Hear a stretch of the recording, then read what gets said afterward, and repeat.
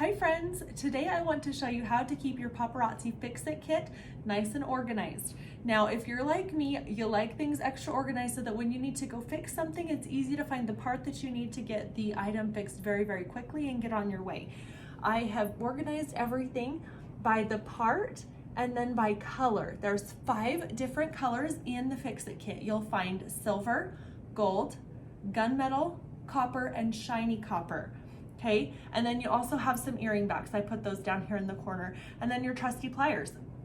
So when you first get your Fix-It kit, it's all in a big bag, and then you take time to organize it. And the problem that I was finding is I would close this nice little container up and I'd put it in my bag or in a drawer, and then I would come back and it would all be mixed up again because the seal is not super tight. So I want to show you today how you can create a nice tight seal so that even if it gets bumped or on the floor or shooken around a little bit, that all of this is not going to get mixed up again. So in your starter kit or in any of your Paparazzi orders, you're going to get bubble wrap like this. So we're going to repurpose this bubble wrap to create that seal. Okay, so the first thing I did is I laid the bubble wrap down underneath the lid of this kit. Grab some scissors and you're gonna cut around. I like to leave a little bit extra because a little bit extra is better than a little bit not enough, okay?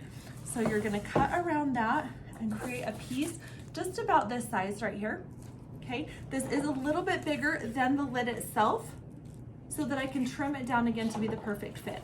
Now, one thing I will show you about this is the corners are squared, but the corners here on your Fix-It kit are rounded. So you just grab your scissors and round those out really nicely. If you don't get it perfect, it is not tragic, because guess what? You can always get more bubble wrap out of your next order, or maybe you use the same piece out of the order that you just got. Okay, so after you've rounded those corners out, then just try and smush it in there and see if it fits.